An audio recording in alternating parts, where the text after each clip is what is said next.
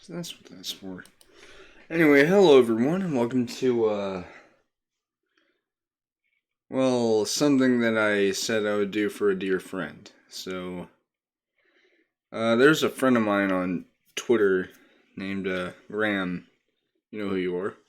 And, he had mentioned that, with all my investigative prowess, my, old thinker in the noggin,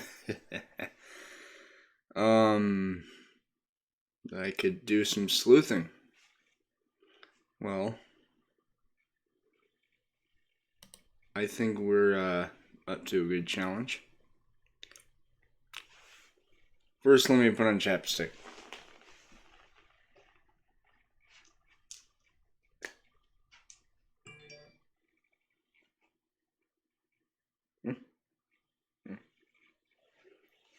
See, someone saw my post already. Yeah, so basically, I want to show you guys all of the evidence that I can gather so far related to PlayStation Home coming back. This is not me bluffing. I'm not trying to, get anyone's hopes up.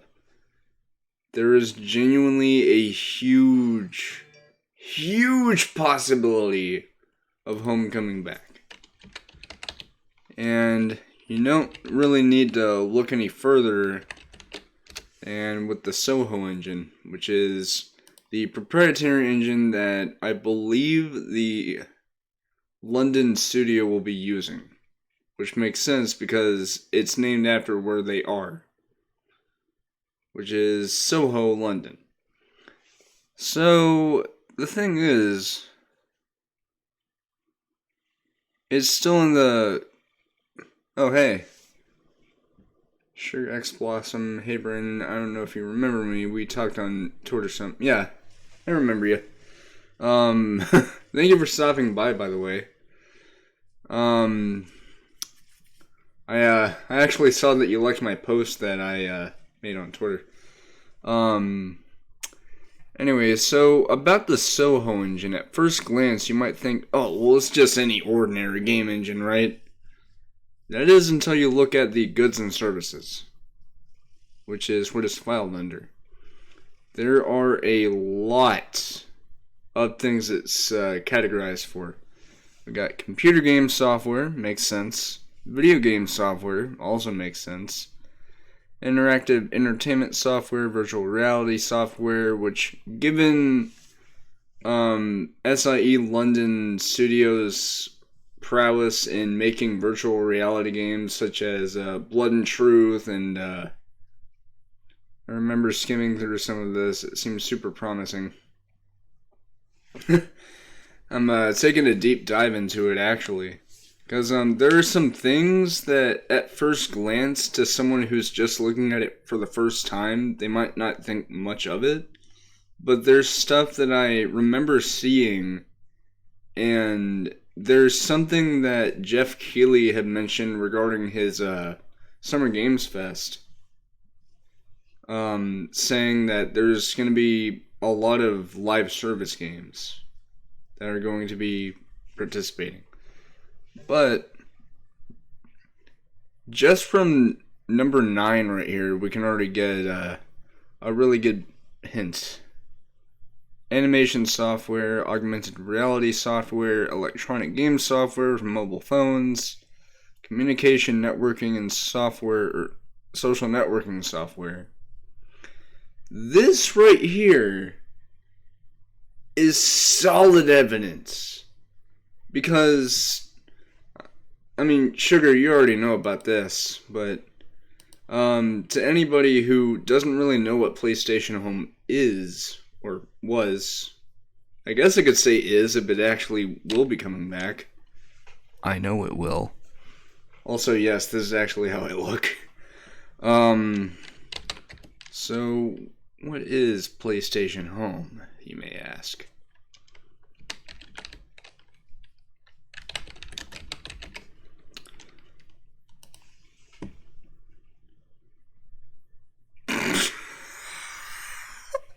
I like how one of the results is play at home.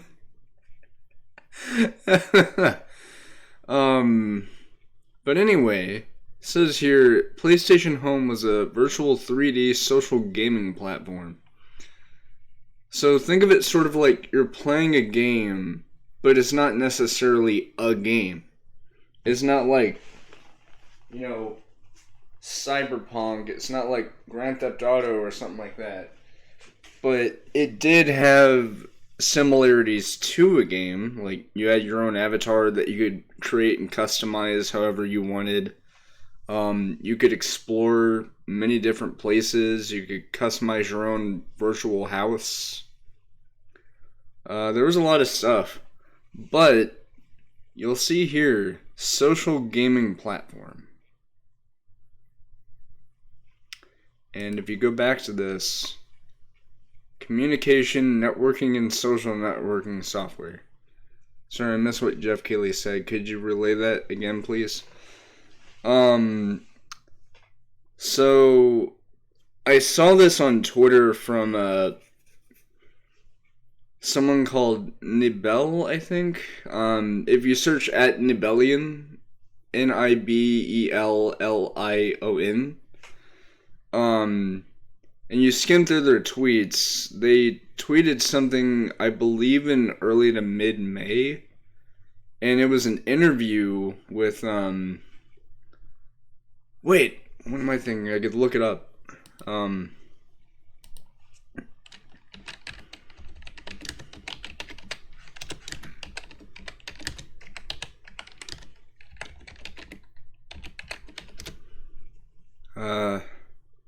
Oh, here it is. So it was actually 2009, no, not 2019. The 19th of last month. Sorry about that. Interview. So here it is. So, he's talking about last year. I will be doing live coverage of this, by the way. It's just gonna be really cool. But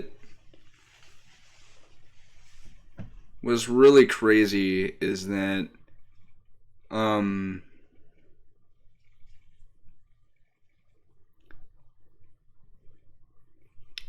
he says here, my brain's shutting off on me. It's like, it's not even late, but my brain's just like, you might want to slow down there, Slick. So, the big news is that a lot of the big games will be coming together into a big live showcase, similar to the Game Awards or Gamescom Opening Night Live, with a bunch of games, live music, and things like that to really kick off the summer. Awesome. That's something that's new. Again, my brain is just like, okay, so to explain why I'm sort of like having a burnout here in my brain, is because I already did 2 streams before this. I did a little bit of Doom 2, and then I played some City Guesser for an hour. So now doing this, my brain's just like, whoa, one at a time, man, slow down. But, I guess it's also just because I'm excited, and I've been planning on doing this for a while, and I thought now would be a good time, because it's literally like a week away. But it says here, that's something that's new, whereas, thank you. Whereas last year it was spread out, and there were one-off events on singular games, but now you'll have 20 or 30 games together in this one big show, so hopefully that will answer your requests from fans. But here's the thing. He added most of the companies will be involved in the kickoff show with some content. Some of them will have their own events and will save some of their big announcements for those. We'll have a kickoff show, and then we'll have these individual events like Ubisoft Forward, which is announced for Saturday, June 12th, which is part of E3, as part of Summer Game Fest, and I think it's also part of E3. He just confirmed me. But it's ultimately Ubisoft's event, and E3 and Summer Game Fest are co-streaming the event. So it's a partnership.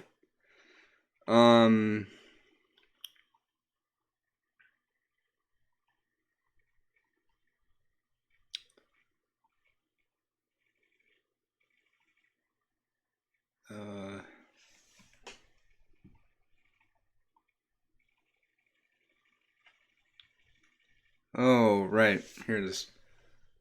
What can you tell us about your plans for Summer Game Fest 2021? We're excited to be doing Summer Game Fest again and build on last year where everything was created in the middle of a pandemic. Right now, I don't know if this is for everywhere in the world or if it's just certain places. For us here in the US, it's starting to get a whole lot better, partially because of the vaccines. But I've seen cases are really, really dropping. But it doesn't really feel that much like a pandemic anymore. It just feels more like, a health situation more than a health pandemic. But anyway, I hope that doesn't sound ignorant. So we already, skimmed over all this stuff. But,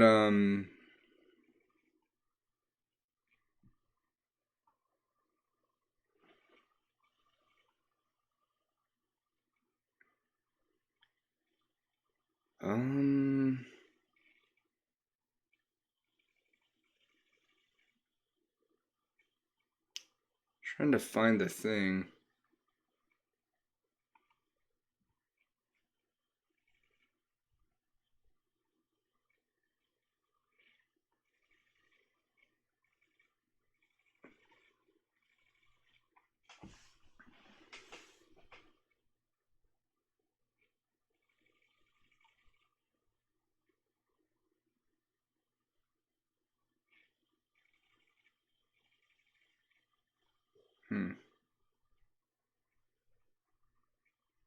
Oh.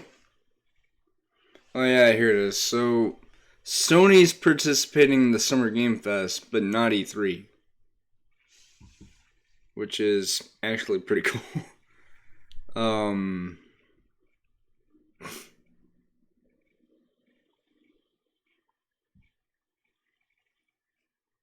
Trying to find it. I think maybe I went onto the wrong thing.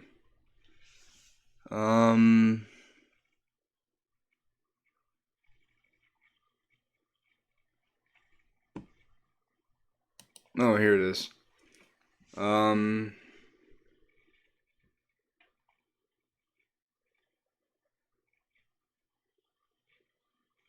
think.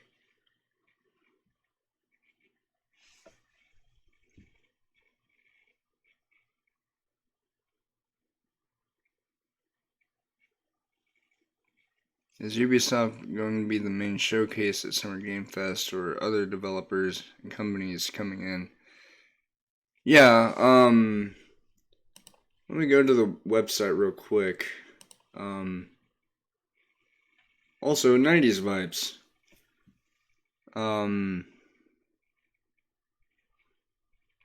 That looks trippy.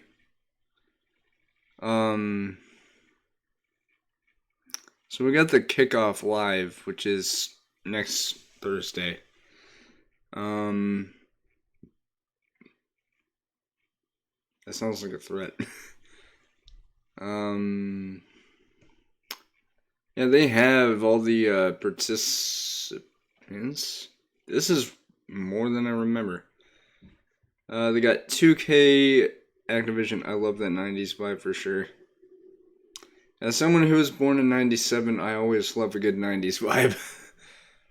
Activision, obviously for Call of Duty. Maybe we'll get the announcement for the next one. I just hope to God it's not another World War II shooter. Seriously. Because we got that literally 2017. I think. Amazon games.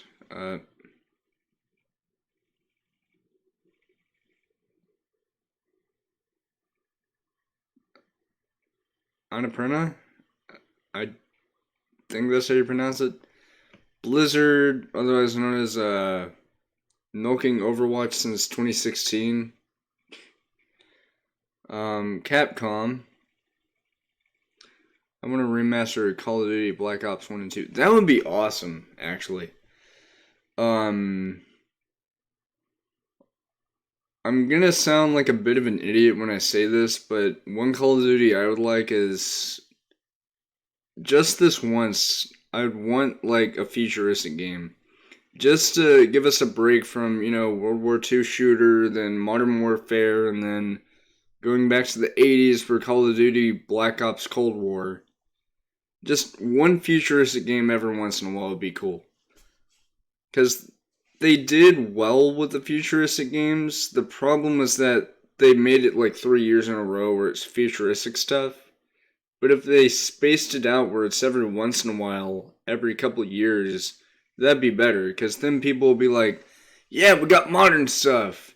And then like, maybe 1 or 2 years down the line, they could have a futuristic game like Advanced Warfare or something. I know that's already a game, but, something along those lines. I love Overwatch, by the way. Yeah, I totally agree. Put like a cyberpunk vibe to it. Yes! That would be freaking awesome. Or maybe they could do like an open world Call of Duty game. I don't mean like a battle royale. I mean like an actual open world Call of Duty game where you could approach missions any way you want, and you don't have to worry about doing a mission by mission structure. You could just do missions whenever you want to. You can do like side missions to get additional rewards and stuff. I don't think they've ever actually done that. That would be a really cool game. Of course, hopefully it's not going to be held back by previous gen hardware. But yeah, we got Capcom, which is probably going to be Monster Hunter, maybe Mega Man. I love me some Mega Man, even though I'm not even good at the series. Devolver Digital. Don't know. .emu. I once thought that was supposed to be .emu, but no, it's .emu. EA. Microtransactions.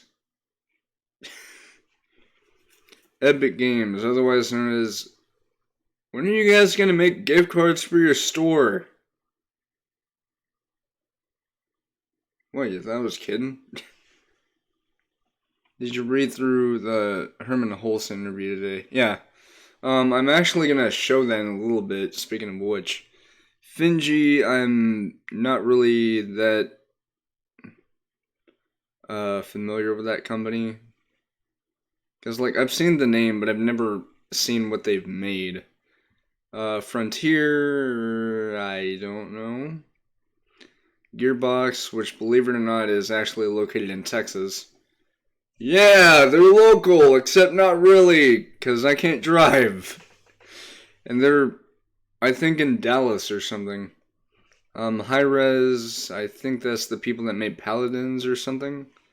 Inner Sloth, otherwise known as, I'm sus. Yeah, Texas is pretty cool. I think you'll like it here.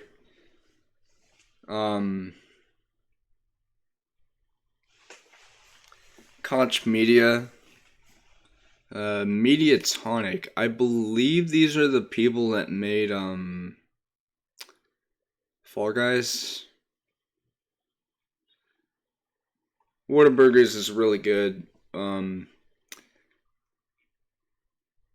me, I don't really get a chance to eat at Whataburger, because, I have specific places that I walk to, but in the event that I decide to stay out a little bit longer than I usually do whenever I go walking, I may occasionally go out to the areas where Whataburger is. Like, they aren't terribly far away. All my local places are within a mile's reach. But I've only eaten over at the local Whataburger, I want to say once or twice. But yeah, they're really good. It's just, in my opinion, they can get a little expensive. What city do you live in, if you don't mind me asking? I actually live in North Richland Hills. Yeah. I don't mind that at all, by the way. MiHoYo, these are the people that made Genshin Impact. Bandai Namco, the people that made Pac-Man. Netflix?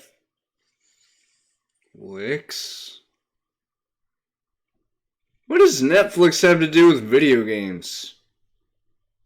Oh wait, they did say they were gonna try and do gaming. There's also Sonic Prime, they might show that off. Psyonix, best known for Rocket League, which actually went free to play last year. Raw Fury, not really familiar with them. Riot Games, on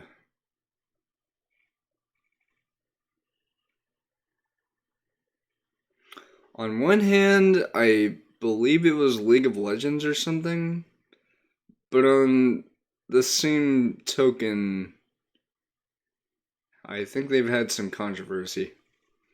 Saber Interactive, I believe Tim Willits, someone who used to work at id Software, one of the higher ups of id Software, he actually went on to work at Saber Interactive. Sega! I was gonna turn my camera to show it, but I guess I could. I have a Dreamcast, if you look very closely, right there. Oh, never heard of that part of Texas. It sounds cool though. I'm a big Selena fan, which is why I'm asking. Is she popular or well known in your city? I know she is in Texas overall. Selena Gomez? Well, I think I might have. The thing about webcams, you have to adjust them so often. It's not even centered. No, she's not in my city. Or well known. Oh!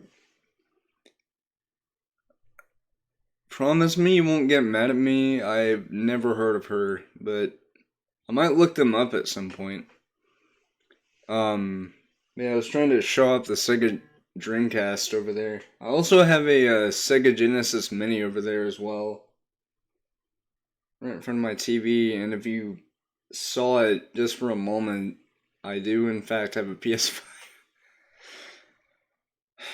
I hope that doesn't sound like I'm bragging, but I really am very fortunate to have gotten it, because I worked hard throughout last summer trying to get that thing, and the fact that I was actually able to get it,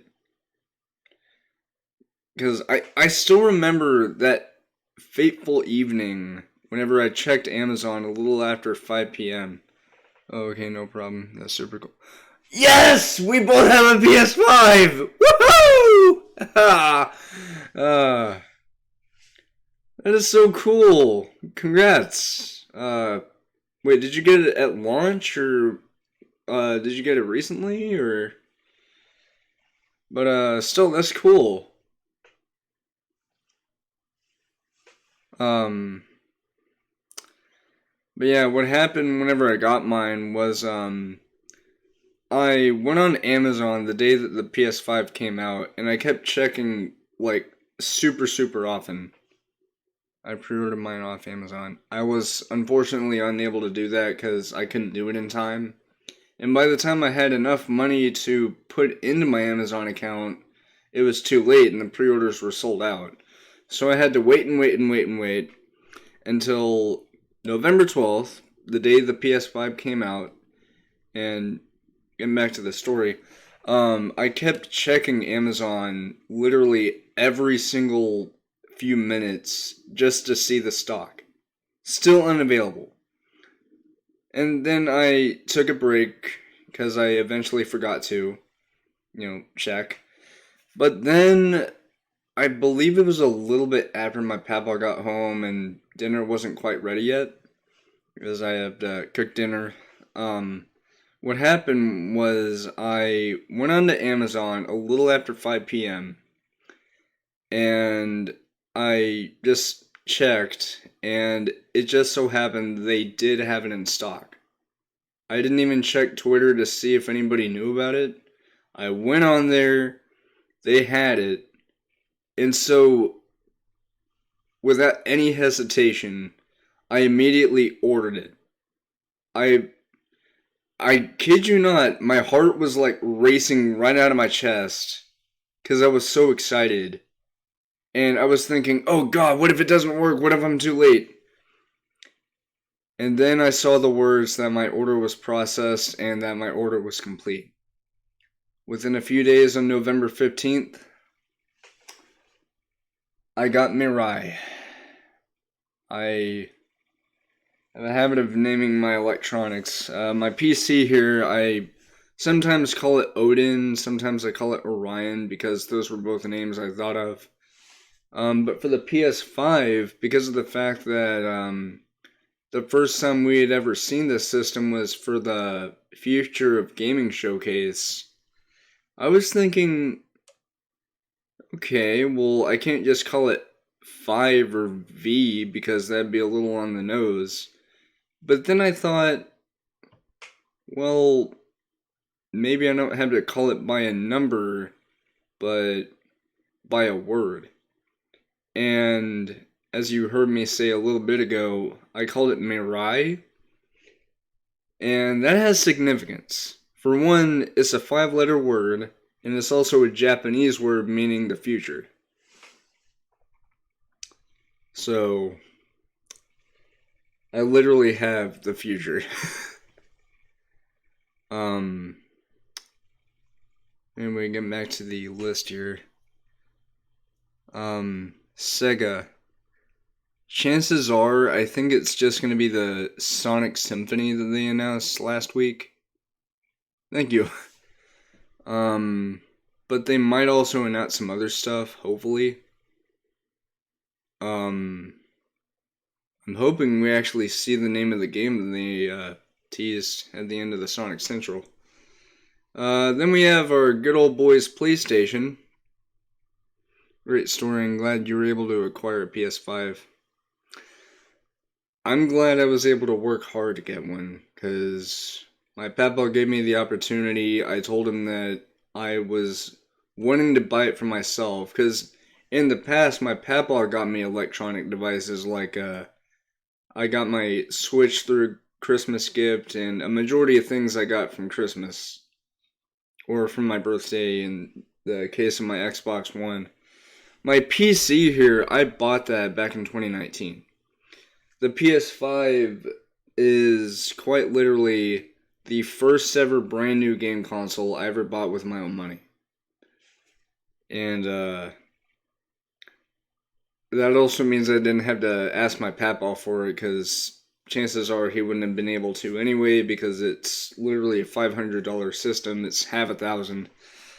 But that's why I decided to take matters into my own hands, because at the very beginning of last year, I vowed to myself that I would try and get it. I wasn't able to pre-order it, but I was at least able to order it the day it came out.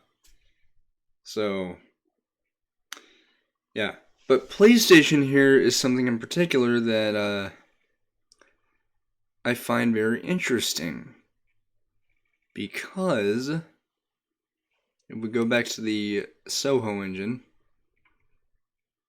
look at the timing. June 7th. And if we go back to this, when is the kickoff event? June 10th. 3 days after the Soho engine trademark ends the opposition period and is therefore fully applied, it's ready to use. And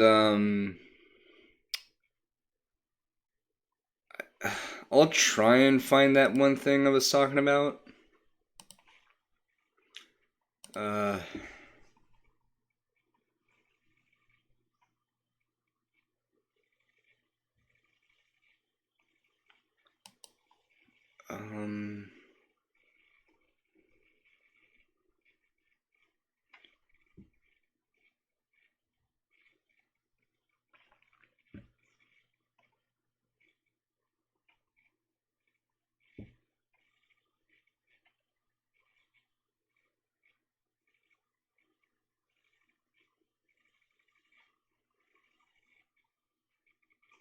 Interesting. I hope this all leads up to the announcement of PlayStation Home. That's what I'm hoping. Oh.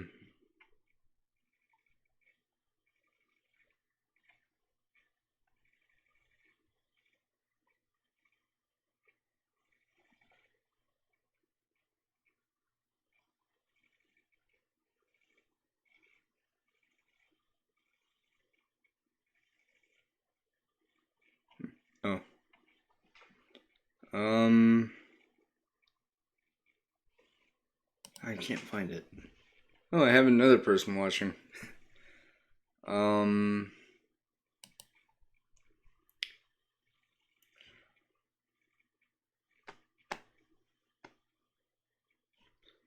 Oh, wait. What if I search?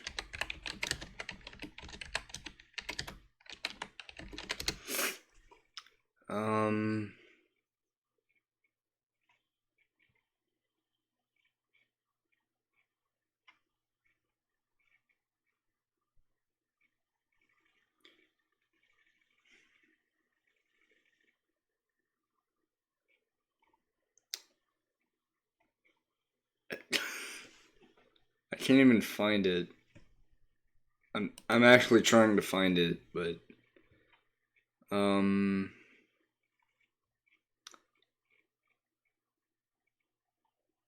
again, I know I'm not crazy. I remember this.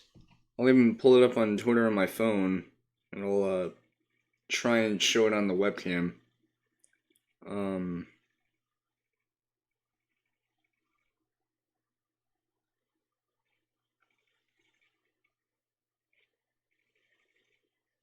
Yeah, it's this guy.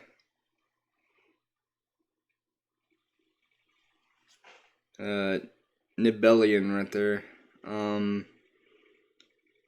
Which I'm gonna have to scroll all the way down to May 19th. Because that's whenever he showed it. But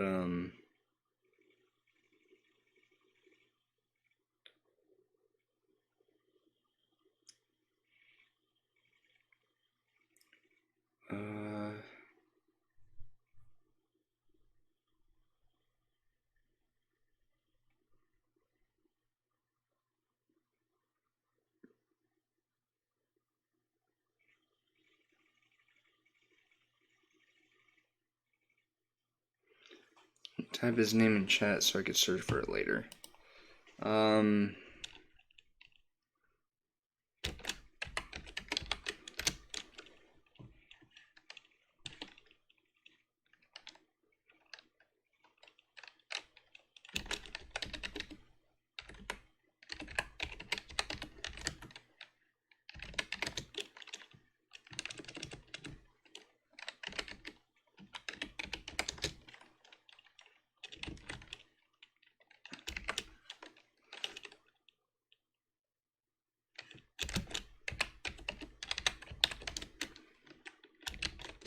There we go. I like how it highlights it too. Or like makes it bold. Oh,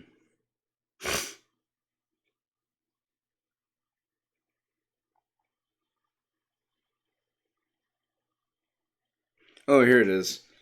So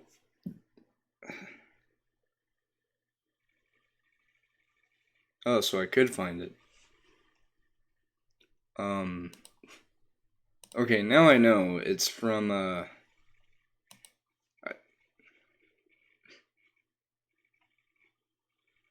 so I was right. The very first thing I typed you know what I mean.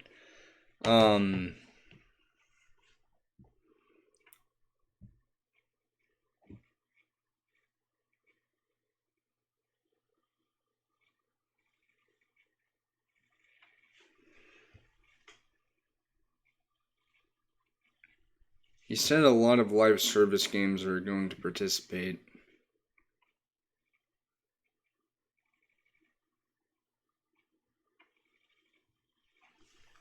I saw it somewhere.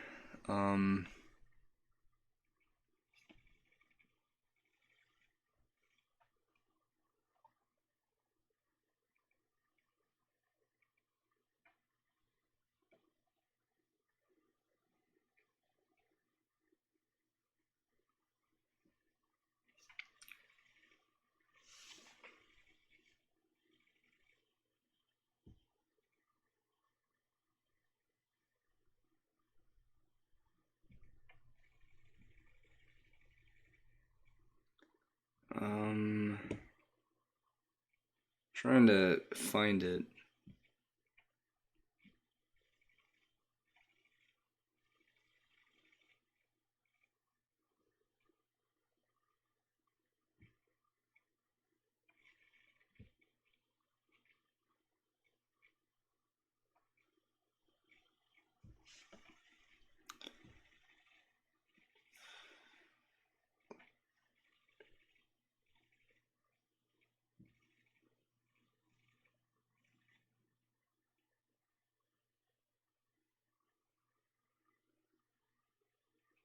Oh, here it is, here it is, here it is. Live service games are participating, which is great, because going back to this, so you really want to look at 41 here. Electronic game services provided by means of the internet games, non-downloadable. Interactive entertainment services related to esports and esports competitions, which I believe would be related to EVO, as EVO has been acquired by Sony. Organizing, staging the provision of games tournaments. I believe there were actually competitions in PlayStation Home that happened. I think. I don't quite remember. Organization of competitions and awards. Home did that. Live performances. Home. See, and here's the thing. Just to further drive the point that Home is actually coming back. How about we take a look at old London Studio? Oh, yeah, it's not doing that weird thing. So, this article that came out at the very beginning of March this year, it talks about the studio co-heads, or co-studio heads, or something.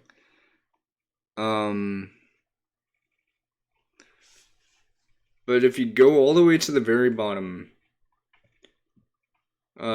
Tara Saunders mentions that their next project has huge potential. You wouldn't say that about any ordinary video game. But it gets even further. The job listings hint towards it, to some extent. We had the animation programmer. There's no mention of motion capture of any kind. There's animation and AI and gameplay, but that's, that could be anything. But it could also be related to how the animation works for the Soho engine and maybe even PlayStation Home.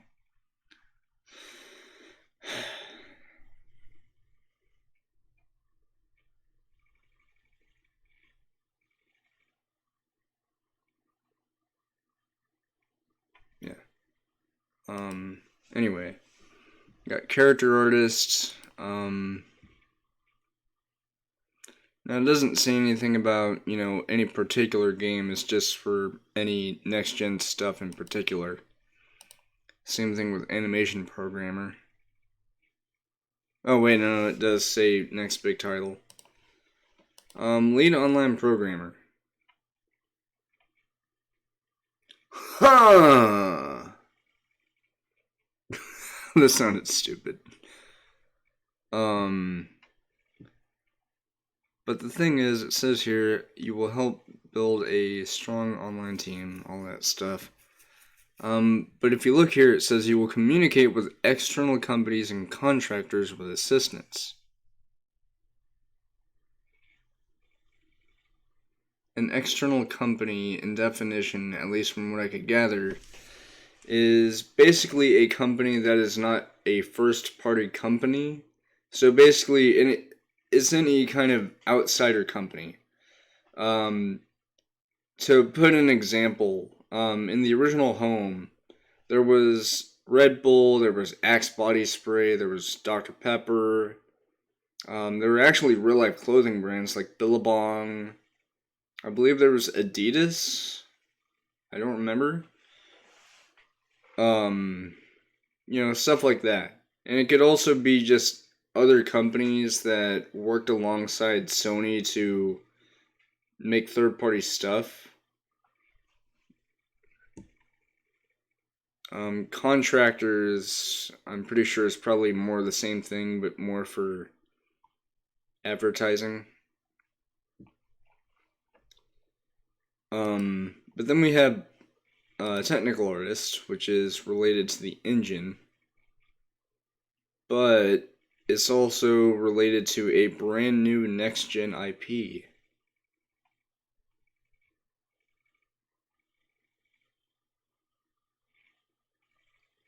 To the people who were thinking that we were getting the Getaway because of the Soho engine's name, it's not the Getaway. The Getaway is not a brand new IP. Blood and Truth is not either. I know it's just one game, but it's not brand new though. A brand new IP would be something that has never been introduced before. But the thing is, I'm not sure if Home would classify as a new IP though, because it was a beta, but it never left beta. It came out December 2008 as a public beta, but it never left that state. It was a perpetual beta from the day it launched to the day it closed down. But here's where things get a little interesting. You'll note that I said closed down, not shut down. Typically when a beta closes down, it means that further on down the line, it will get a fully realized launch. But they didn't do that on the PS4, mainly because of the fact that immediately going from a beta on one platform to the full version of the thing on the next-gen platform, or next-gen at the time, would be incredibly risky because it could pose instability issues and whatnot. And not only that, but putting PlayStation Home on PS4 wouldn't really be that good an idea.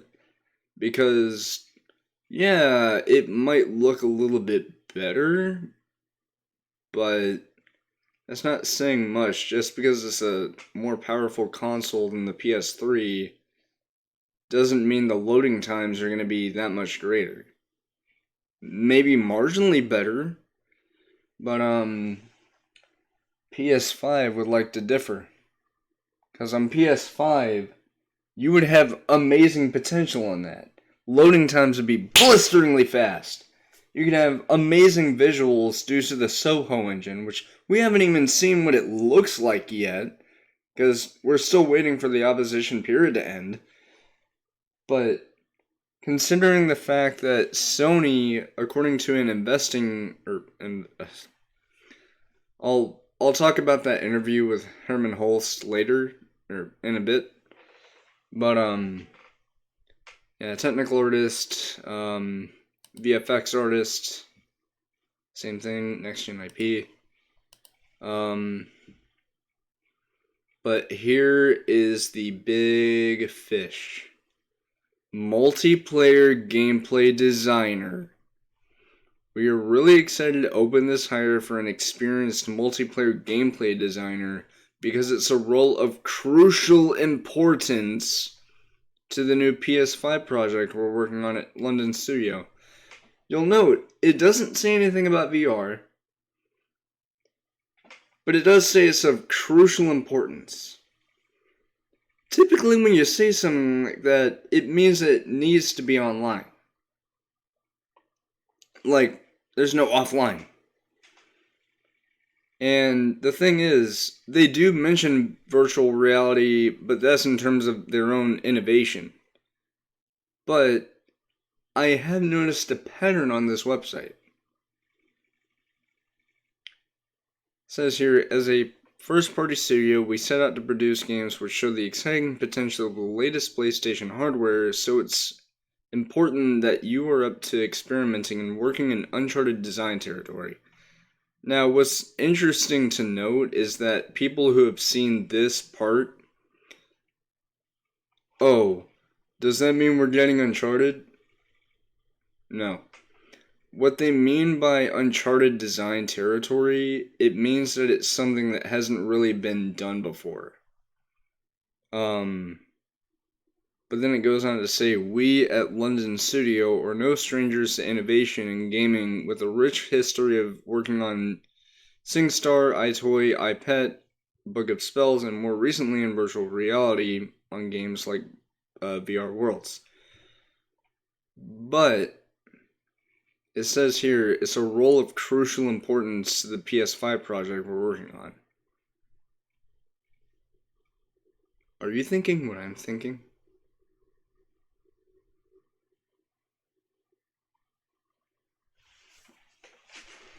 Because it says here, so it does mention missions, but that could also be related to something else.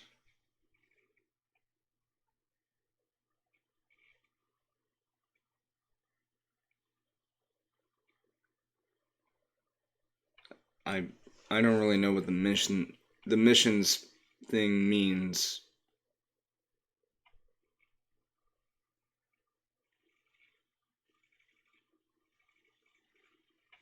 But it says here, it says produce games instead of a game. So it could probably be for yeah, that's it. Now it does say missions and stuff, but that could be for another project down the line. But the important thing is a role of crucial importance.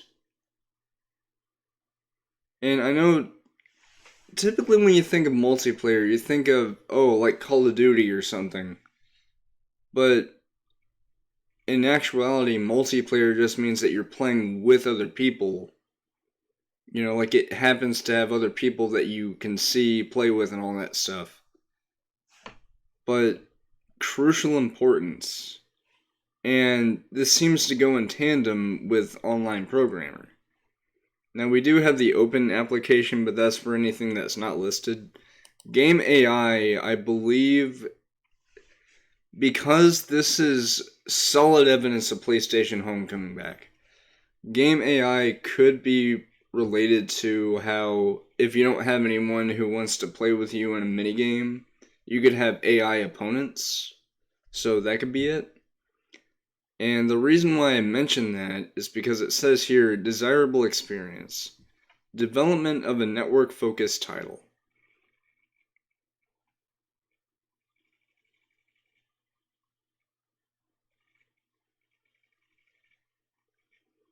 Network.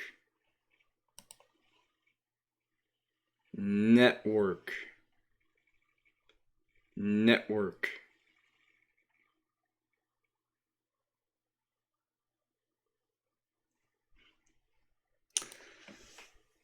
Started to put two and two together. PlayStation platform development, PC or other console-based development or mobile application in games. A successful shipped console or mobile title that has achieved critical acclaim and did well in the market.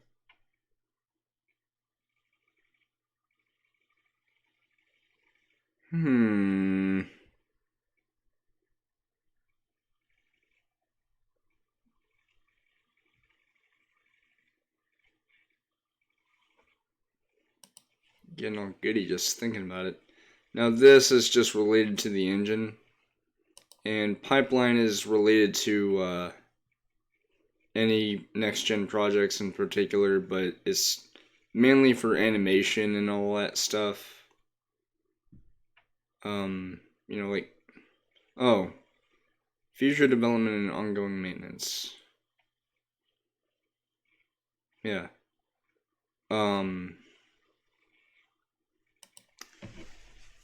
But yeah, so we have that. And then we have the interview with Herman Holst.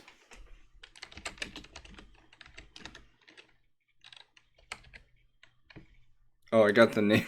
I got the name wrong. Popped up right there. Herman Holst, Q&A. What's next for PlayStation Studios? Head of PlayStation Studios shares insight into what's to come. It's been just about 17 months since Herman Holst took the reins of PlayStation Studios, the international network of world-class development studios that produce some of PlayStation's biggest hits, from Returnal and Astro's Playroom to The Last of Us Part 2, Dreams, Ratchet & Clank Ripped Apart, and much, much more. Oh boy!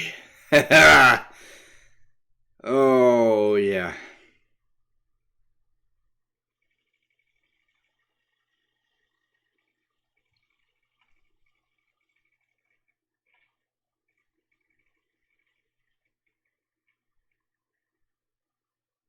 We're already getting into the meat of it. So it says here, single player, that's just for games like Ratchet and Clank, the upcoming God of War, which has unfortunately been delayed to next year, but that's okay.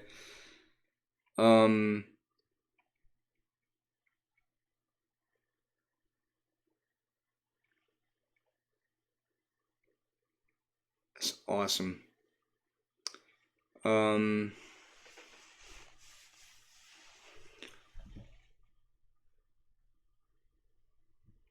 Oh, right. So we had the interview. But here it is. So, PS Blog, are you able to give us a snapshot of the total number of games that PlayStation Studios are currently developing for PS4 or PS5? Herman says, well, we have a lot going on right now. PlayStation Studios have more than 25 games in development. Almost half of those are a new IP. The other half, they're titles that are set in franchises that PlayStation fans will already know and love. So it's quite a lot. I'm not sure PlayStation Home was a franchise because it was only just one thing, albeit it was a beta, but maybe. But then again, it does say new IP, and the same thing was said on the London CEO website, so it's probably going to be PlayStation Home, but I don't know. Because again, I'm not sure if Home, since it was a beta, would be classified as a new IP because it never fully released. But I'm not really sure. Maybe that's a gray area. Um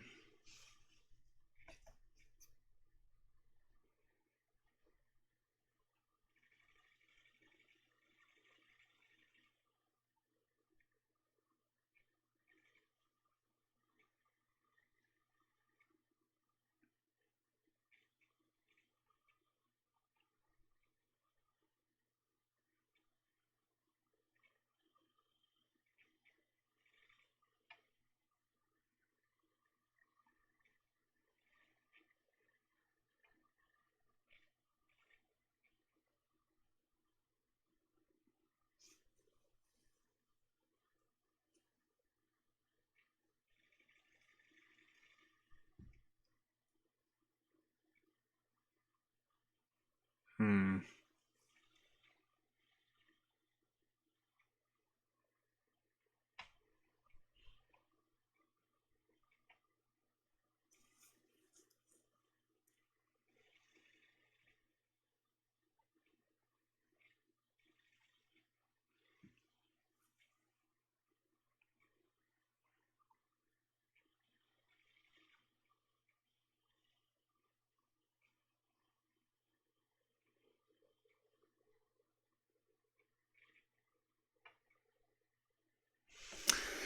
Alright,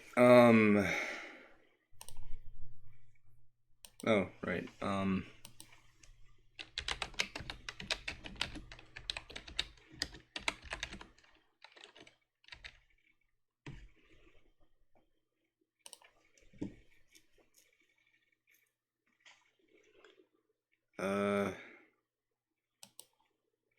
this?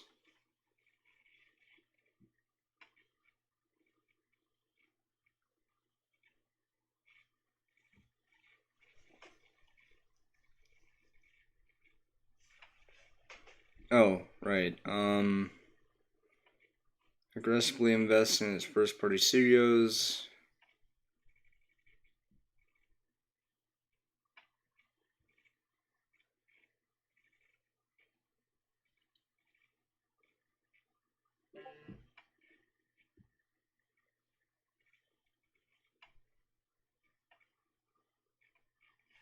Hmm.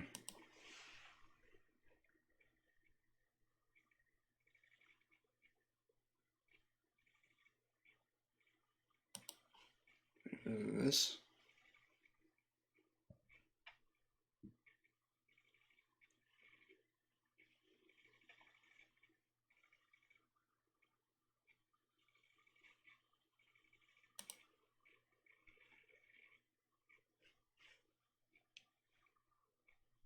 Oh. I don't think I was supposed to see that.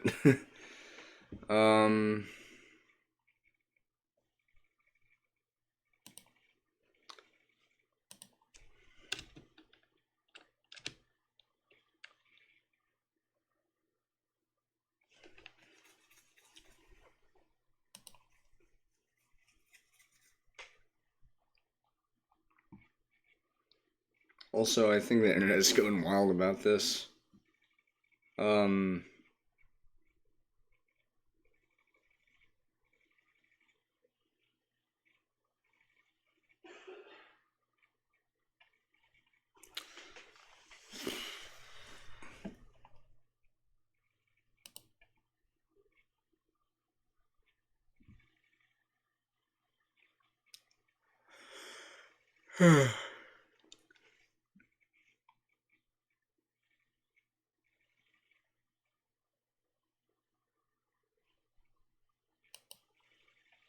oh, right.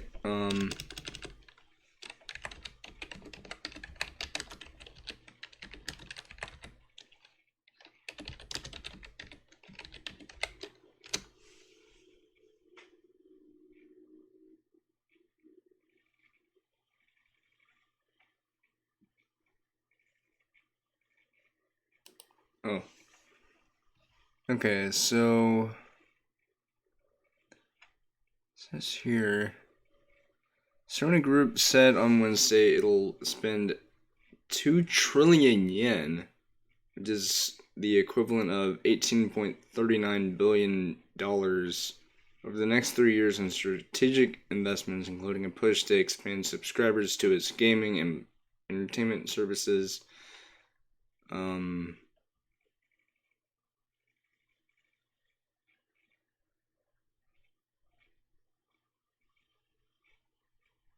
However, Sony is planning on probably doing a not a redesign of the system itself, just sort of like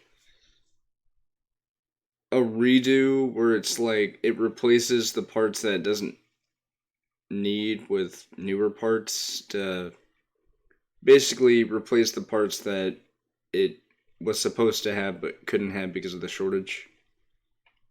Um,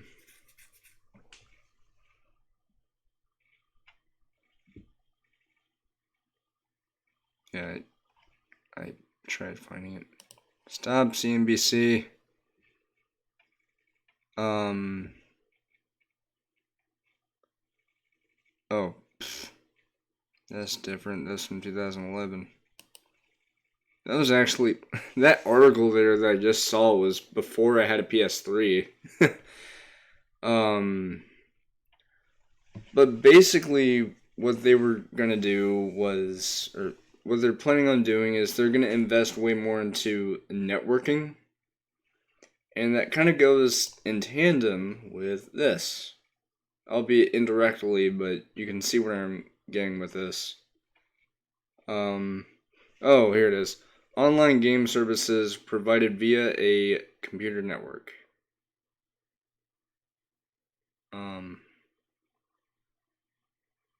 Yeah.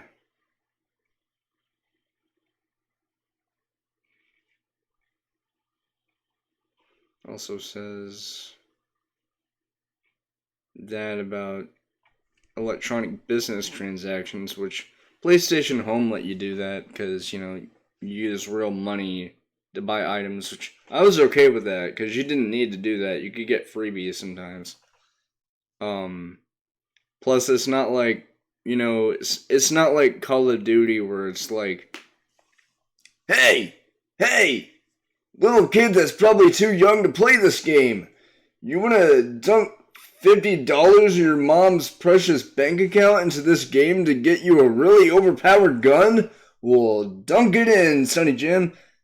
Mom, can I use your credit card? Okay, little Jimmy. Beep. You now have the Overkill 9000. Brrr. No.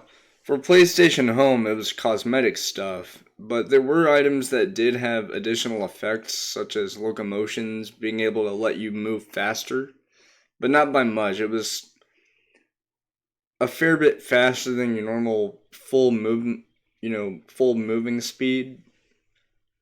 So it's sort of like you're driving a car, you're flying with wings, racing on a motorcycle, basically. That's what I mean by a locomotion. But other than that, there were no items that give you any sort of advantage per se. It's more along the lines of something to make your avatar look cool. Alternatively, they could also go the route of having a virtual currency in PlayStation Home, but either way, I'll be okay with it.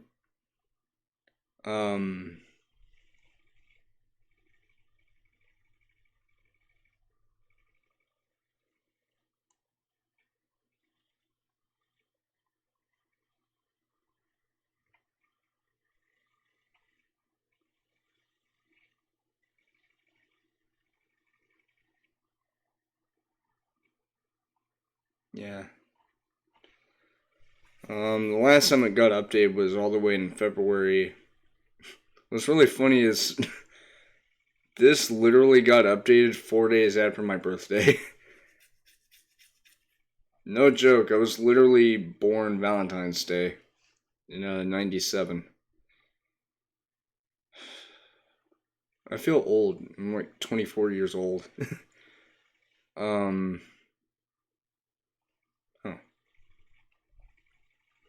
Oh yeah, here it is. Confirmation of amendment of classification of goods and services. So basically, that just means that it was classified as this. That. That's just the information, that's the things. So, we still have basically about 4 days left until this period ends. And then after that, we got ourselves a big fish. And what I'm thinking is either the day of or the day after the opposition proceedings end is when we could get a announcement from Sony that, hey, we have a very huge announcement that we can't wait to show off. Tune into the Summer Game Fest with Jeff Keighley to see the full announcement. And they could have an image attached to that post, and it could be a vague silhouette of something that keen-eyed people like okay, that's one less keen eye, even though I didn't actually poke my eye. Ow. Okay, now I don't have any keen eyes. Anyway, but they could have a silhouette of something that could be just visible enough to see if you have good enough eyes. Or if you just tinker with your brightness on your phone. iPhone 8. um, but people could just be able to make it out. And then they'll start thinking, hey, wait a minute. I think I know what this is. And going back to the website for London Studio, I was going to mention something. You'll notice they didn't mention in the job listing for...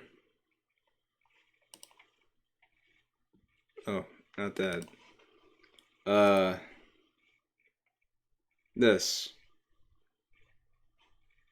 Because, see, here's the thing. SingStar had multiplayer, but it was local. At least, I think it was until one of the newer ones. iToy and iPad. Those are, couch co-op, basically. Which, what I mean by that is basically it's like you're together with people in the same room. How it used to be. Although, honestly, I'm very happy that online gaming exists. Even though I didn't grow up with it at first. But, it was something that whenever I found out about it and eventually tried it out, I loved it. Book of Spells and Virtual Reality, VR Worlds. All of these are single player. Like, okay, except for SingStar, that's multiplayer, but that's local multiplayer. Like, together with other people in the same room. But, here it is. Online multiplayer. Huh. But the thing is, something's missing. You might think, oh, well, you could just check the games list, right? It's not there. They would have had something on 2008. 2008 is not there. You can scroll all throughout this list. No mention of PlayStation Home. I get that it was a beta, but you would think that they would at least, mention it. And again, people mention that, oh, well, the new Soho engine, the name seems reminiscent of the Getaway, or we're getting a new Getaway. No. Wait, why did they not mention it on their timeline?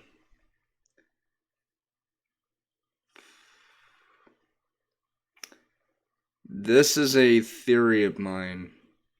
I might be wrong about this, but I believe that the reason why they aren't mentioning PlayStation Home on the Soho or on the PlayStation London Studio website is because if they have that on there and they have the job listings, people are immediately going to know.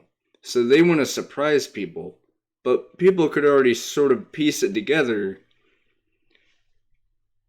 if, they have all these job listings that vaguely hint at it without actually mentioning home.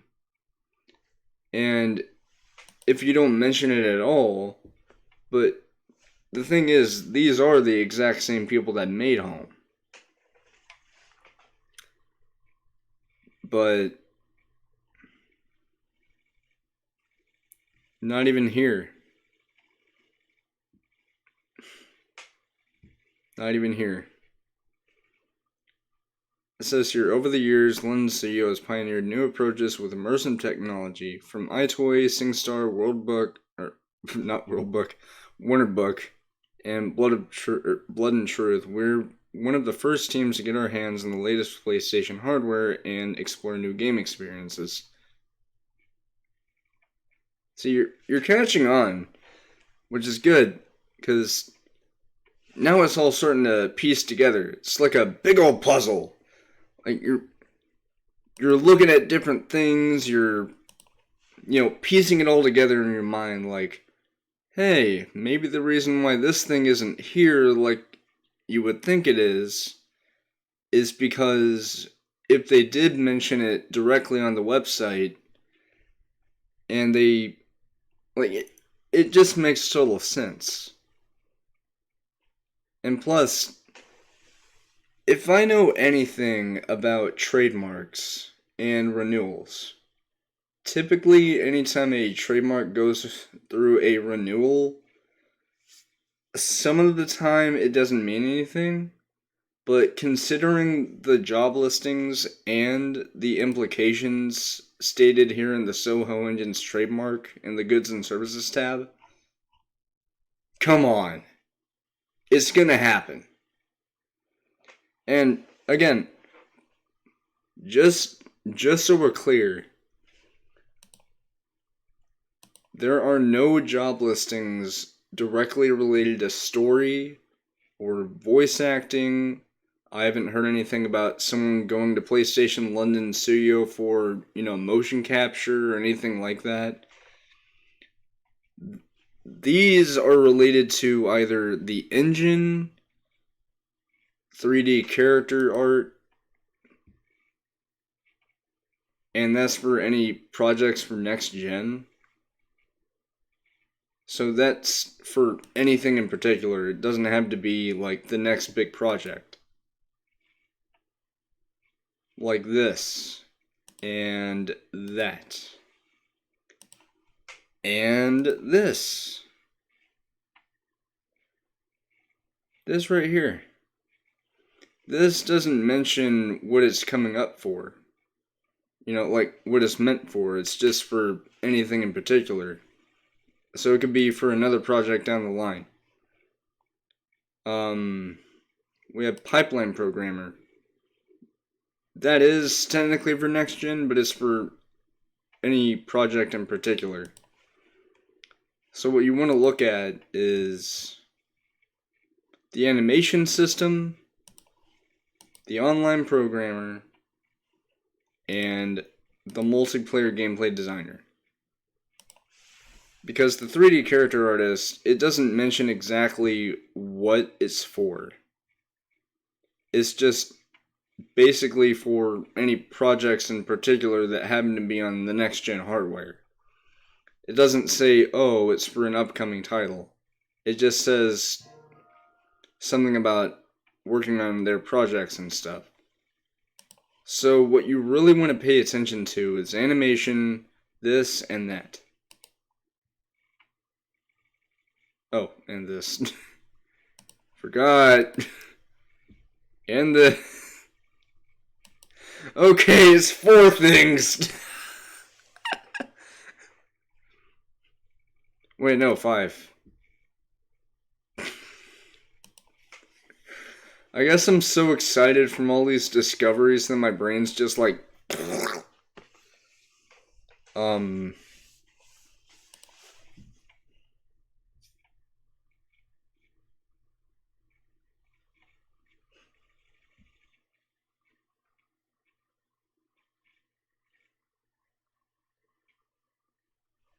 But, it's all piecing together. We have the job listings. A few of them are just related to the engine in general.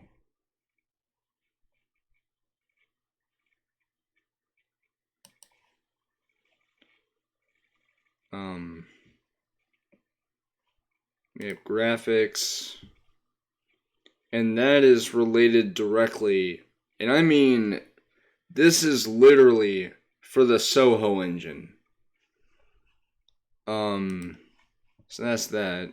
We have game AI, which is just typically for any particular AI or NPCs.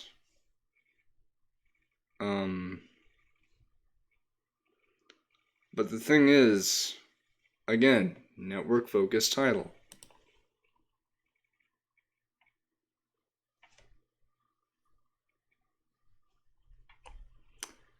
It's all starting to come together. And in a matter of a few days, maybe even just a week from now, we are about to witness, hopefully, because if I'm right about this, and I know that I might be, we might very well be seeing a very old friend under a new light, a new piece of hardware that can do it all.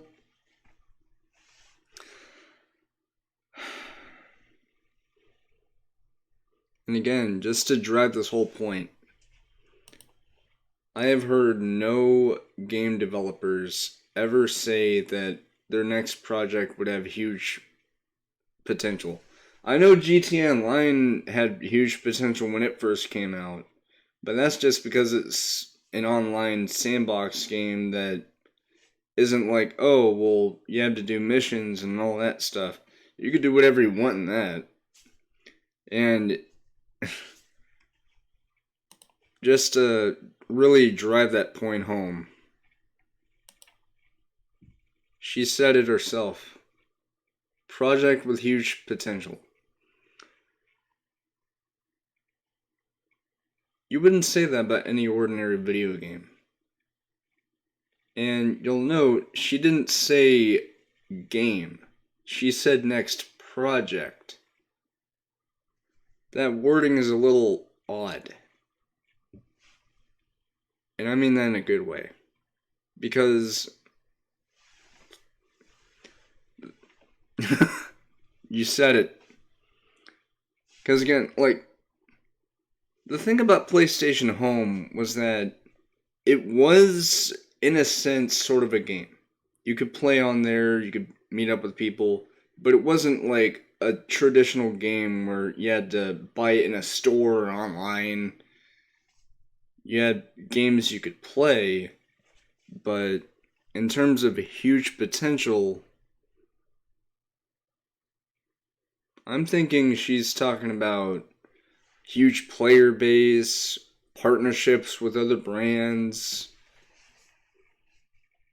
the hardware itself that it'll be on, and maybe even VR.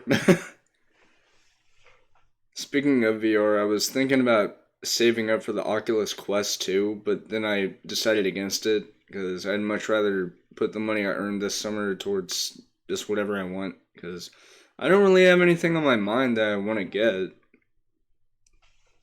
I already got it. But, yeah, it says here, our next project, I mean, she does say it is a game, because technically PlayStation Home was kind of a game. In a sense. I mean, it was a game. It's not like a pure social media thing where you're on Facebook or something. No. You had your character, you had things that you wanted to do and all that stuff, but it wasn't a game like, oh, you have an objective, do it. Like, you had not tasks. What is this, Among Us? You had those quest things that you could do to get rewards, I think. Or I think it was just an incentive to play more. But what I'm thinking is they could do quests, and going back to what I was saying about the possibility of a in-game currency, if they choose not to have people pay real money like before, or they could still do that if people wanted to have a boost in in-game currency. What they could do is they could reward you with that currency if you did a special task or something. Like, for example, you could take a group photo with some friends. You could visit a new place that you've never been to before. You could play a minigame that you've never tried. You could invite someone to a place that you're at and show them around. Something along those lines. That's what I'm thinking about whenever I see a project with huge potential. That's what I'm thinking when I see all these job listings related to online, a character artist. Although that's really just for anything in particular.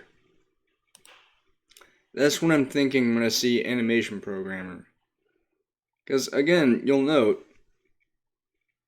there's no job listings for narrative, no job listings for, sound design. There's no job listings for, music or soundtrack or anything like that.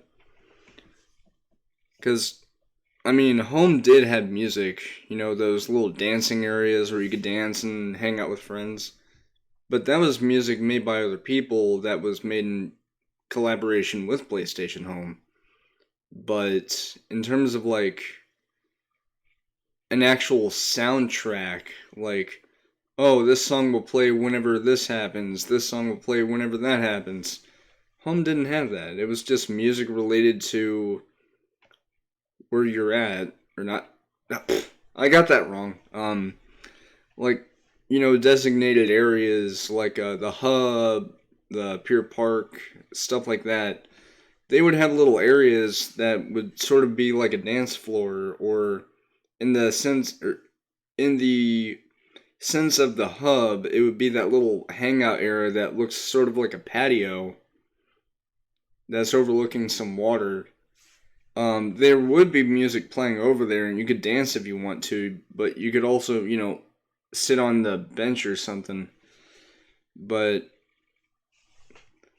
when I think of a game with huge potential, I'm not thinking of this.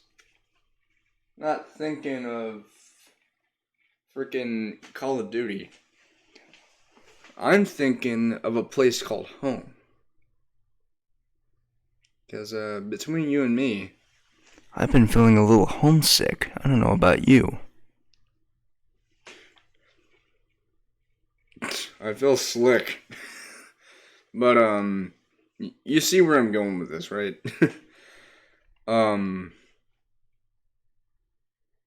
But if there's one thing I do have to say, it's that I know we're getting it. Undoubtedly. Because of all these hints at it, you got live service games. PlayStation Home was a live service game. Sure, it wasn't directly called a game, but it was a game in a sense.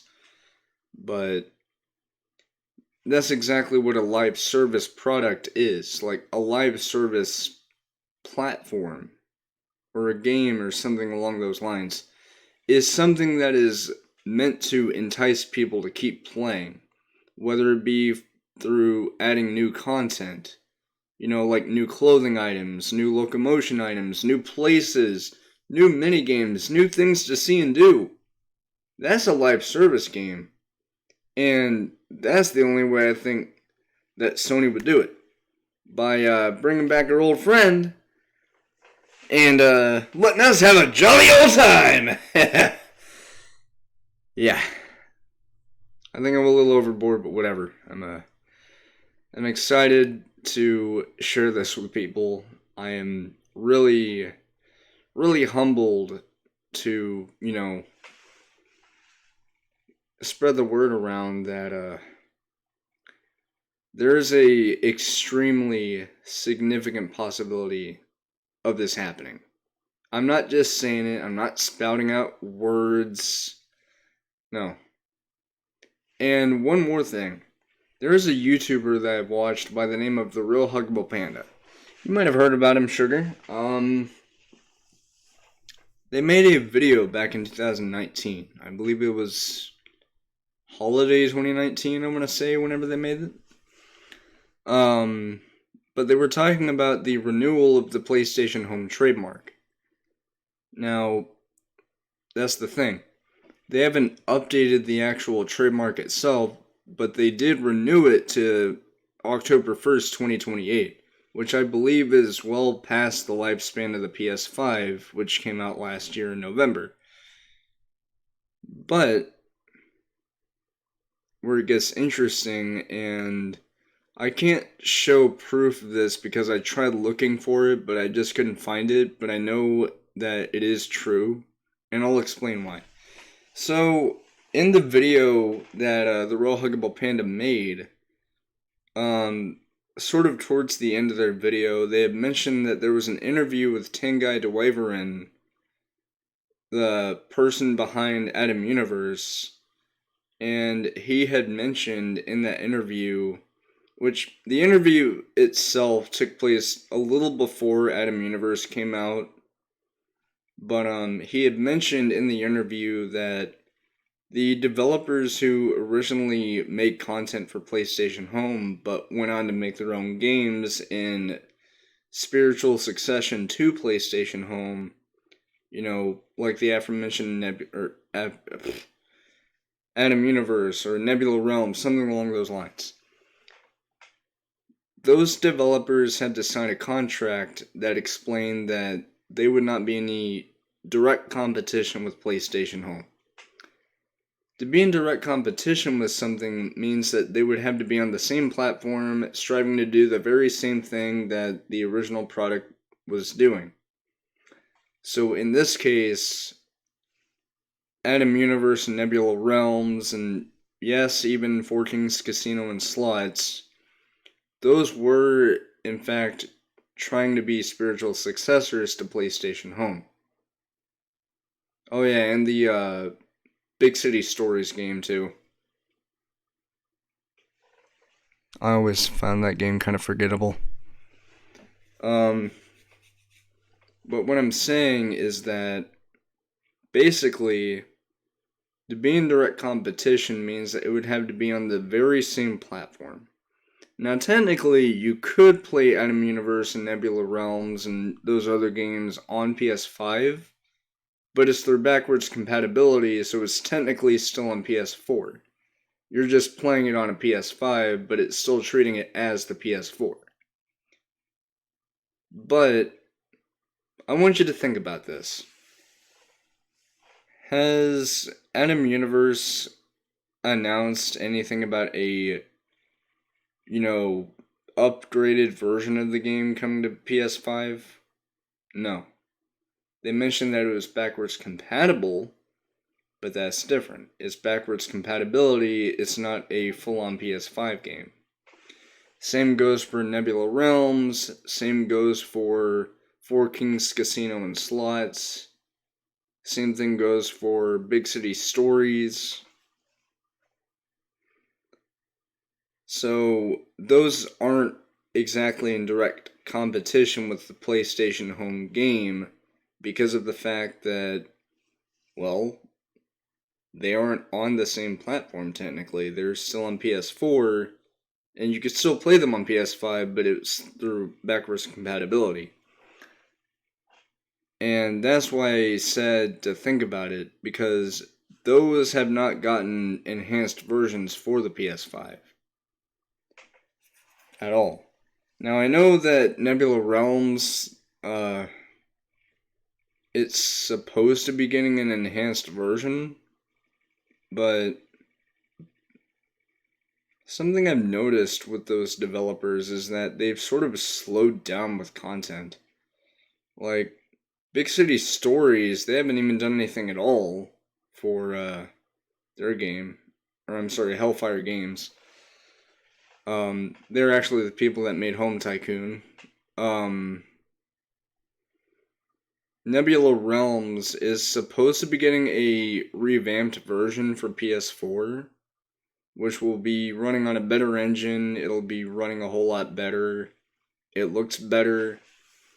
They've improved the UX, or, UI, UX, whatever. Of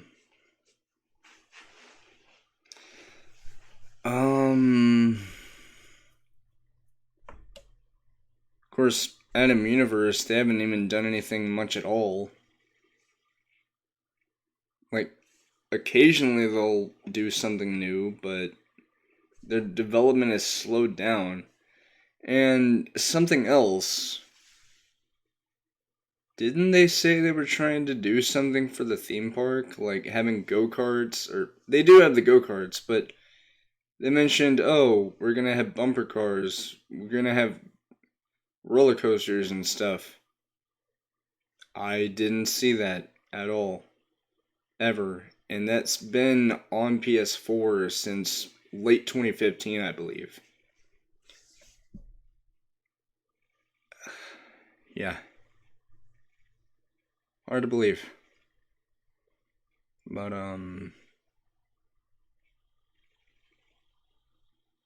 yeah. Four Kings Casino and Slots, They do have events sometimes, but it's not like,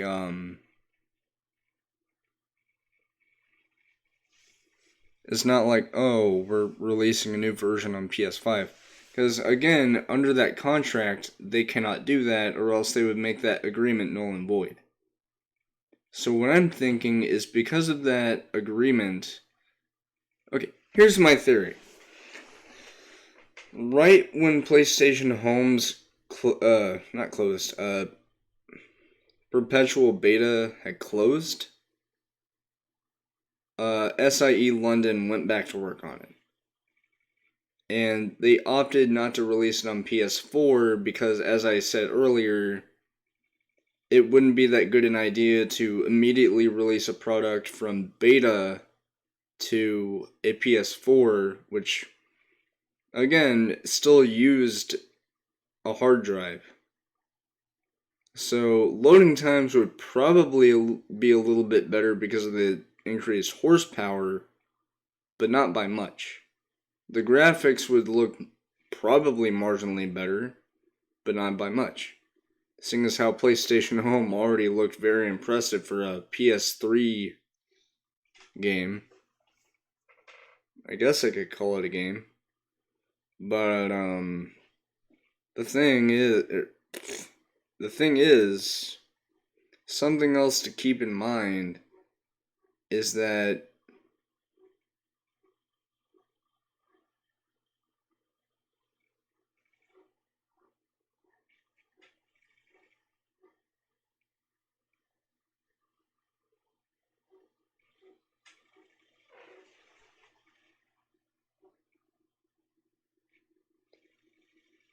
I think I hear a dog outside.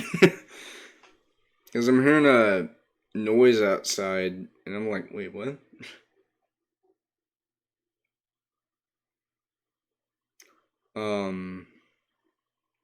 Anyway.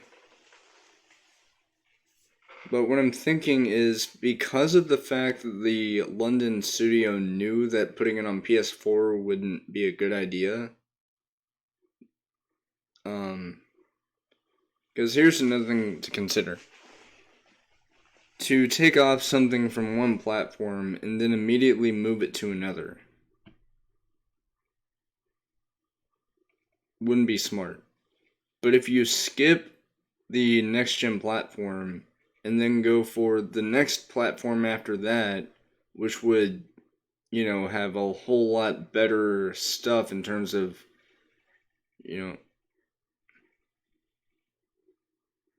mechanical stuff.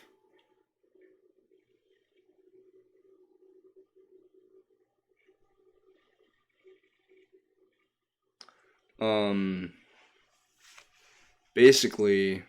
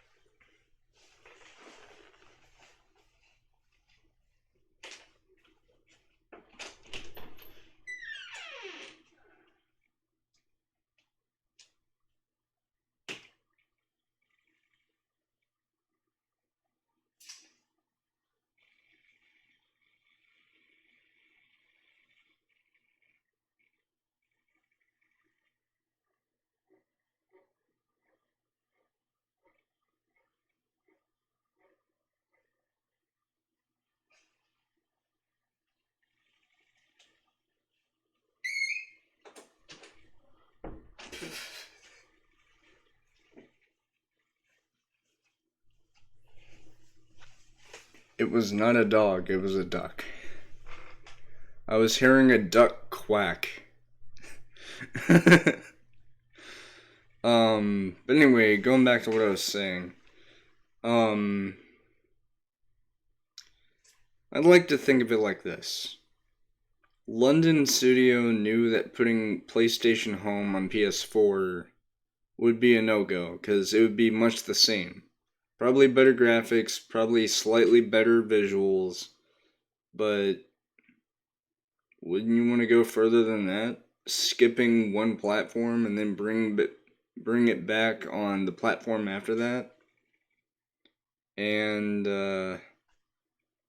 PS5, since it was in development for a couple of years, they knew. They absolutely knew.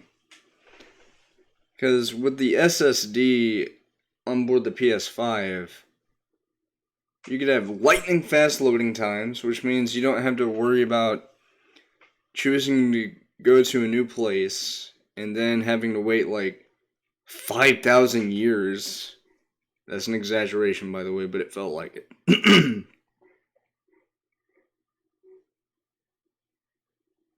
Yeah, this ducks. I hear it. But,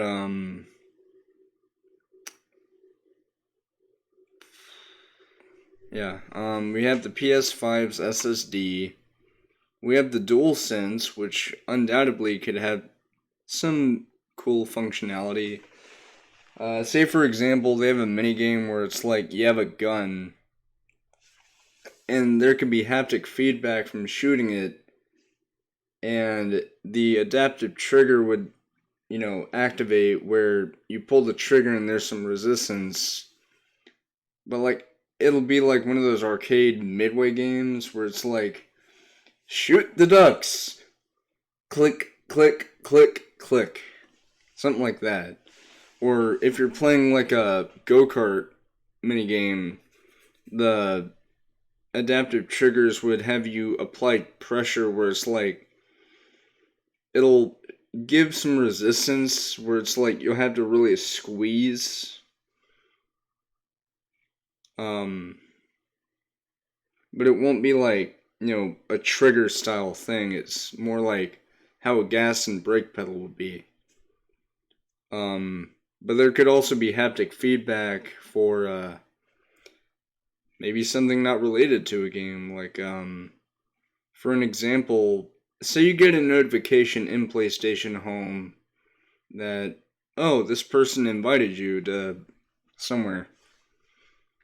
Your DualSense would vibrate, and if you look down at it, it would briefly flash a certain color related to what kind of notification it was. Like, if it was for a public space, it would be blue.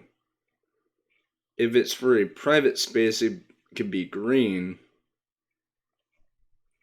You could also get a notification for if you get mail, because I had this idea for at this point, more than likely PlayStation Home. And by more than likely, I mean very likely in this case, because of all this evidence that I've found, along with other people. I'm not trying to take all the credit, I'm just saying I've helped. But anyway, there could be a mailbox system, not like an actual mailbox that you have to physically walk to in the game, but what I mean is like it would be a I don't know why I sounded like that. What I was trying to say is you could only access it if you're in your personal space. That's awesome. Never mind. But when you're in your personal space, the mailbox would be available. And even when you're away, you could still get a notification for it, and it would flash red. I'm doing this to represent like the shape of the touchpad. Oh, hi. But of course your controller would vibrate. But for the mailbox itself, it could be a message from somebody, either another player who happens to be a friend, or it could be something from a developer. Like, say for instance, there's a collaboration with Rockstar Games, which I'll go back to that in a second, but say there's a collaboration with Rockstar Games that they're doing in PlayStation Home, and you play a minigame and you win, or you at least participate. You'll get the mailbox notification, and you'll see the actual item, and it could also actually include an item inside it. For example, a shirt or a hat, a outfit, something like that. And the reason why I say Rockstar Games in particular is partially because of their track record of partnering up with Sony a lot of the time. Not only that, but going to the subject of personal spaces, or no, not personal, public and personal to a degree. They could have the Diamond Casino and Resort from GTA Online in PlayStation Home, complete with the same exact features, except for one thing. The Lucky Wheel would be changed in a way that would be more akin to PlayStation Home. So instead of it having a, podium vehicle on the podium like you would in GTA Online, instead the podium would have an item related to, or not an item related to, say for example, almost said say for existence. Say for example you have a clothing set that's on the podium. They could have they they could have an assortment of mannequins dressed up in the clothing items, both male and female variety, wearing the clothing. But for the locomotion item, if it's something that's meant to look like a vehicle, like a motorcycle or a hoverbike or something, especially the hoverbike in GTA's case, they could have that on the podium as it would on GTA Online, but they could also have a mannequin on it to sort of represent what it's supposed to look like when you're on it. But if it's like one of those locomotion items that are sort of like, oh, you have superpowers, you can fly, it can have the corresponding visual effect along with the mannequin, posed in the same way that it would normally be for an actual player.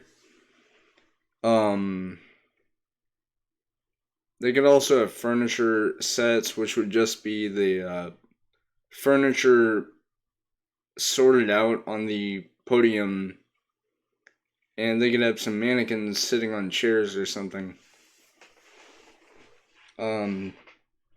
But to take this a little bit further, shut up, I'm talking. My phone went like ding. The PlayStation app. If you have I think my brain's gone dead. It's like midnight. Almost said noon. I was gonna say, if you have the penthouse of a casino, yeah, you could shake your head. No, if you have the penthouse from the casino in GTA Online, you would have that same penthouse along with any applicable upgrades. For example, say you have the media room where you can watch Meltdown and play games with your friends. You could do that same thing. Like, you could do the very same thing in the media room, but with the PlayStation Home flair of, oh, any media apps you have on your PlayStation 5, you could access those through the media room. So maybe you want to watch a YouTube video with some buddies, or you want to watch a movie on Netflix, or hopefully they'll bring Crackle onto PS5. That'd be awesome. But anything like that, that'd be cool. Of course, if you have a private dealer, you could do the very same thing. I should note that any chips that you earn in PlayStation Home at the Diamond Casino and Resort will not be, related to your actual GTA Online character. And not only that, but I'll get back to the Lucky Wheel in a moment because I have a really cool idea for it.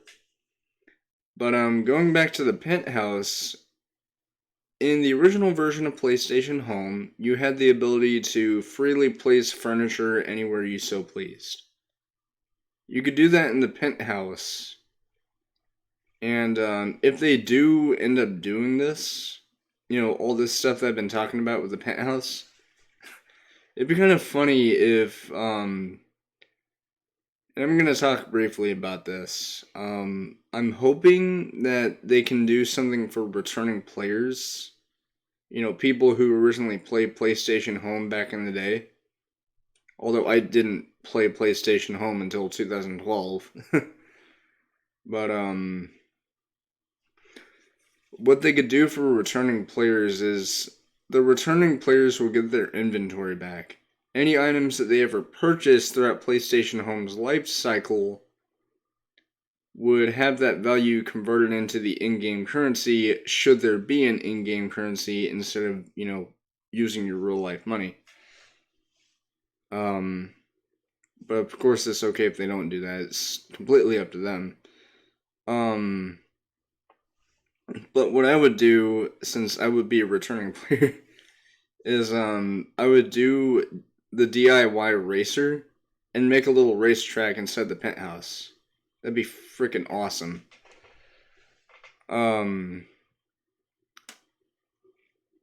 Of course, there would be some things that you won't be able to do in the penthouse and PlayStation Home. In GTA Online, for the Diamond Casino penthouse, you could have a barber that would change your haircut. The only thing you would really be able to do is sit down in the chair in the hot tub, and that's about it. That's what I'd think.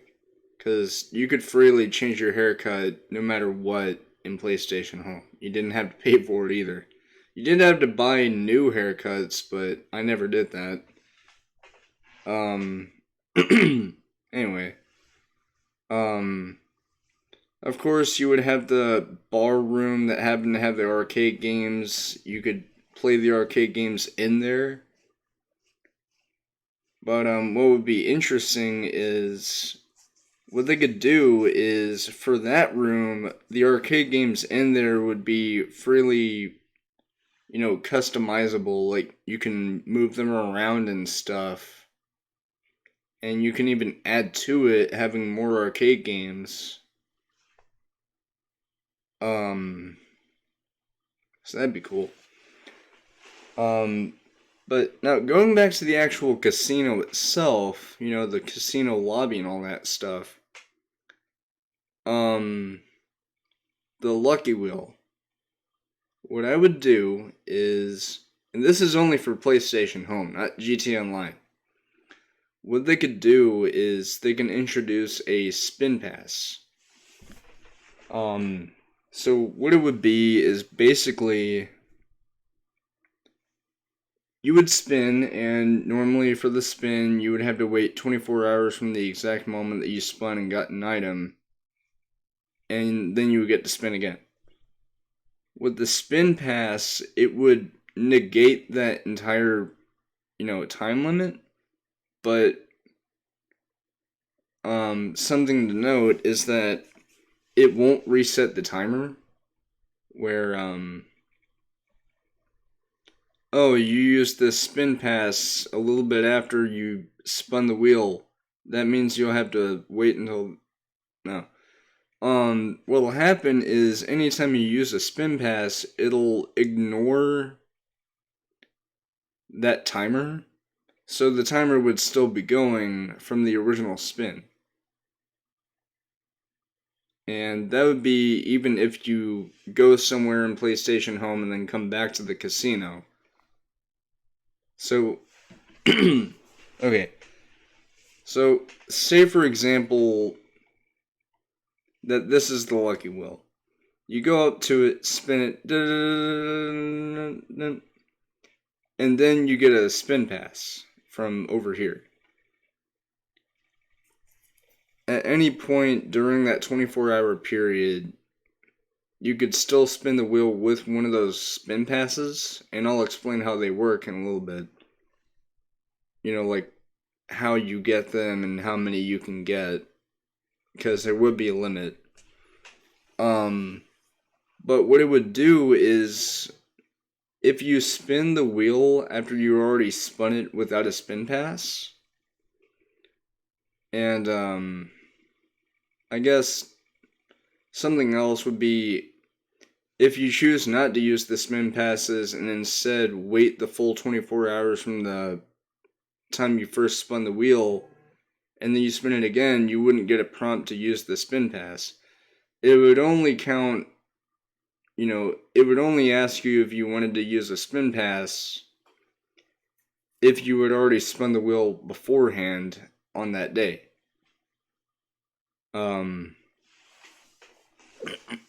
But that's basically how it'll work. So, after you get your spin pass, say it's been maybe 30 minutes since you last spun the wheel, you've gone to another space, and then you came back, and you go back to the wheel.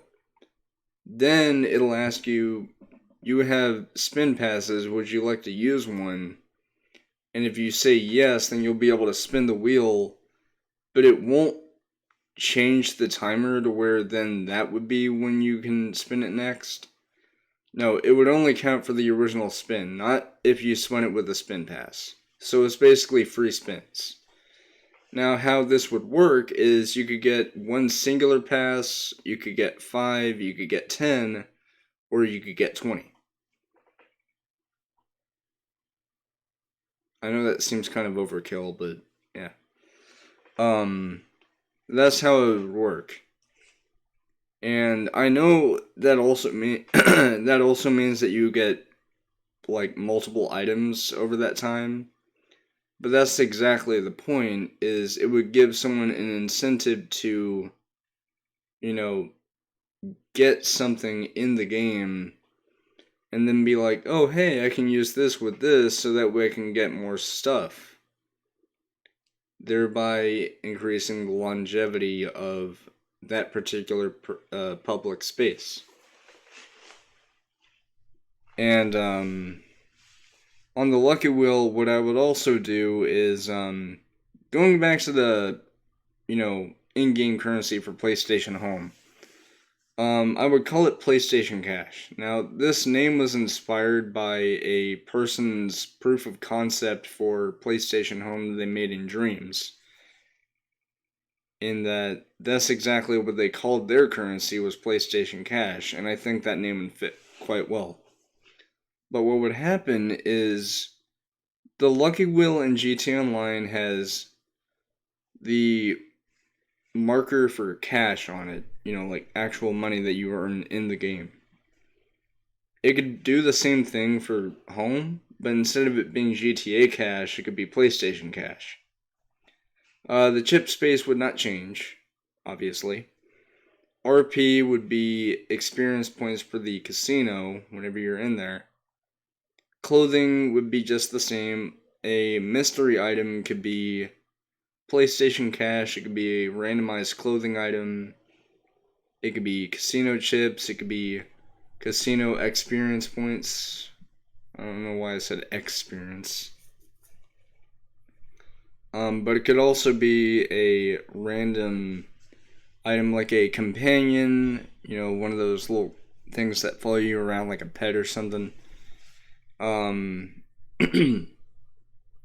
It could be a portable item, it could be a locomotion, not the prize item, but just a random locomotion from anything on PlayStation Home. But then, of course, we have the Podium Item. Now, in GTA Online, it would be represented as a car symbol. Like the icon that you see on the minimap that looks like a normal personal vehicle. But on PlayStation Home's version of the Diamond Casino and Resort, they could change that to be a gift box looking thing, sort of like a little Christmas present. Only it's not Christmas, it's just a little present box. And if it lands on that, you would obviously get the item on the podium. But what about if you've already won the podium item and then you spin again at a later point and you happen to land on that again? It could be either one of three things. It could be chips and PlayStation Cash, it could be XP, or it could be a clothing item. I know I actually had 4 fingers, but actually no, that is 4 items. But anyway, I would delve further into my evidence. I might try.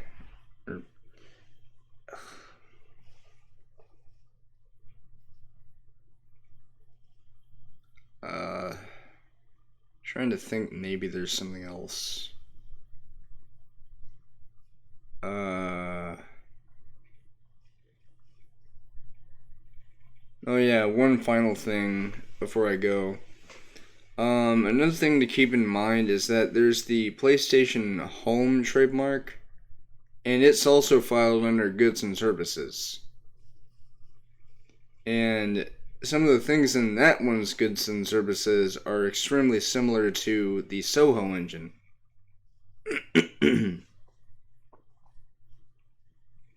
Sorry, I have something in my throat. So because of that,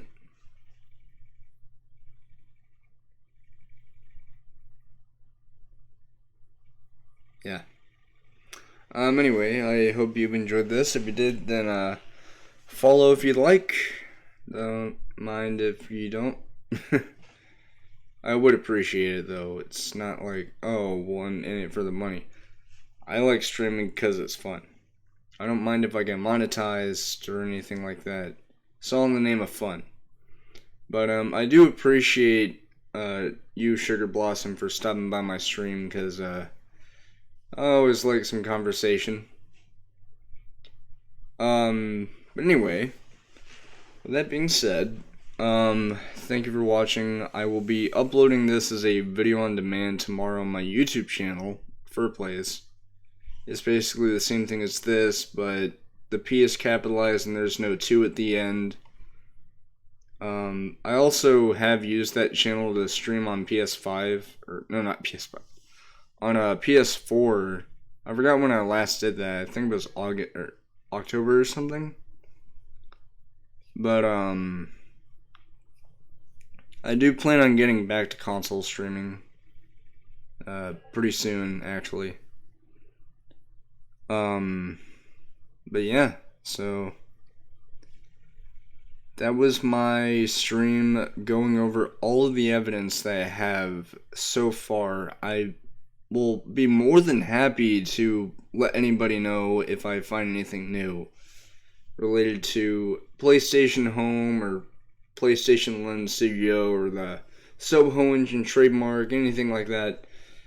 Because I want to get the word out that it's not just a possibility of Home coming back. It is, without a doubt,